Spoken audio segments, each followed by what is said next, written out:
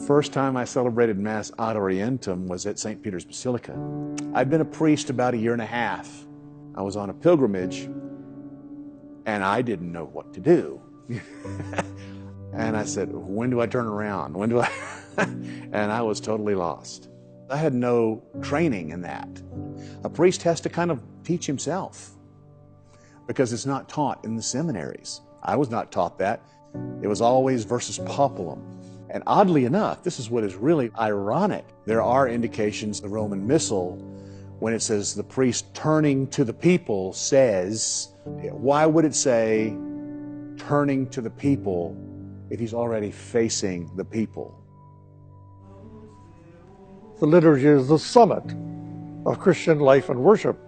It is the apex of the expression of what it is to worship God. If that is the summit of all our prayer life, all our thinking, all of our worship, if that's it, then obviously it is a treasure to be guarded.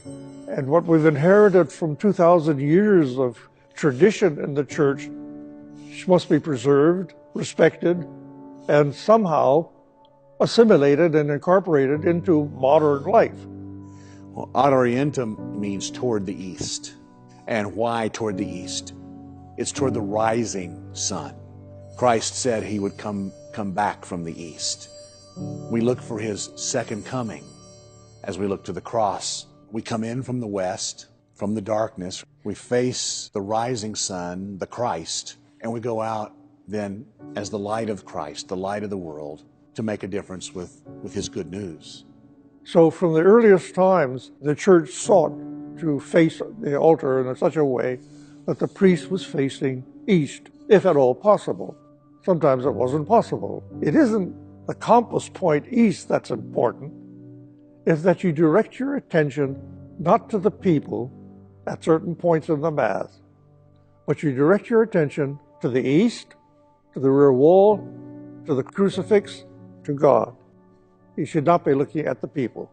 So the idea that you're not looking at the people when you're praying to God is the key to what is being sought in saying celebrate Mass at times, ad Orientem, not all the way through.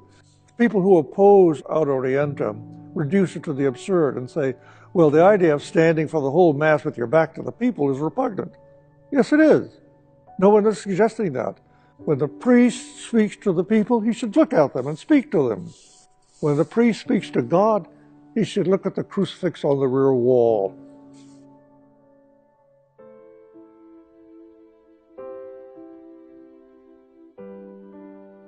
I'm a young guy. I don't long for the return of ad Orientem because of some sense of nostalgia. I want it because I felt its effects on my soul. I know it's good for me, and I know it's good for my family.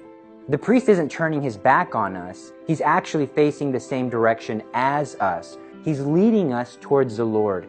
With the language of his body, he's saying, this isn't about me. This is about God, and we are all journeying towards the Lord together. The distraction of having the human face of the priest looking towards you during the consecration is removed. With ad Orientem, all the faces, all the eyes are directed in the same direction towards Jesus really present in the Eucharist.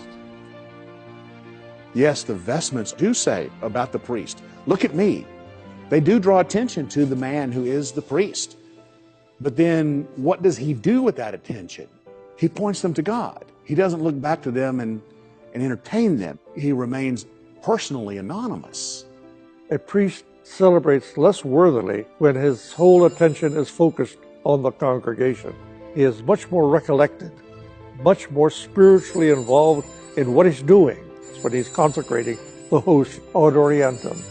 I was into that priest as performer, and I didn't even realize how much. And then it does become about me and them in the pew, and me satisfying them in the pew like they're an audience. They're not an audience. We're worshiping together.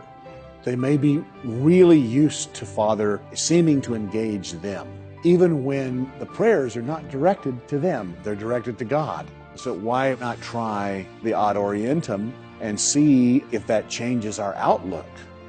And I found that it did. I was more focused as a priest. The distractions went away. This is good for the priest. It's good for the people. And in fact, it's in complete continuity with what the intentions were for the Second Vatican Council. Frankly, I consider it scandalous that there are some people in the church who would publicly come out against this posture. I noticed an alarming trend where people who are trying to be faithful to Holy Mother Church and her sacraments are treated as a burden, as second-class citizens. That's not very pastoral. All that the laity can do is, first of all, of course, pray. Ask God to inspire their bishop, inspire their pastor. Secondly, they can speak to their pastor and tell them that they would welcome Ad Orientem. If enough people in a parish tell the pastor that they're not afraid of it and they would welcome it, the pastor will get up enough courage to do it. Just do it gradually with proper catechesis to avoid shocking the people. This was the problem of the reform after the Vatican Council. Changes were sprung on the people without any warning. So we must not do that now. In trying to restore the Mass Ad Orientem, it must be done gradually.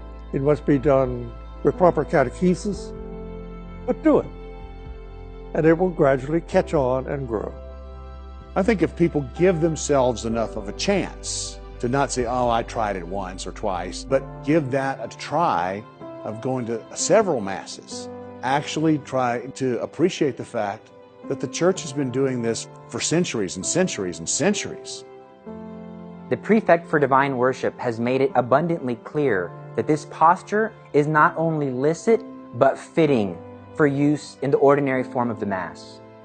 Because this might be new to some people, when they first experience it, it might feel a little different, but once they've entered into the Mass, once they've entered into the mystery, it will strike them that He's offering the sacrifice on our behalf. We're with Him on the same side of the altar, facing the crucifix, facing Jesus in the Eucharist. And when He holds the Eucharist up and you see the face of the crucifix looking down on you, it strikes you in a profound way that this is a sacrifice. It's not just a communal meal.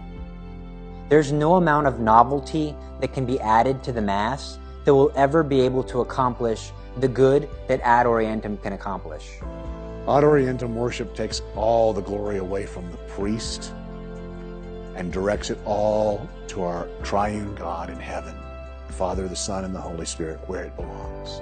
I'll say it in the simplest way I can. What's involved here is a recapturing of one essential element of liturgical celebration that from the earliest times has proven to be beneficial. When the priest speaks for the congregation to God, he faces God rather than the people.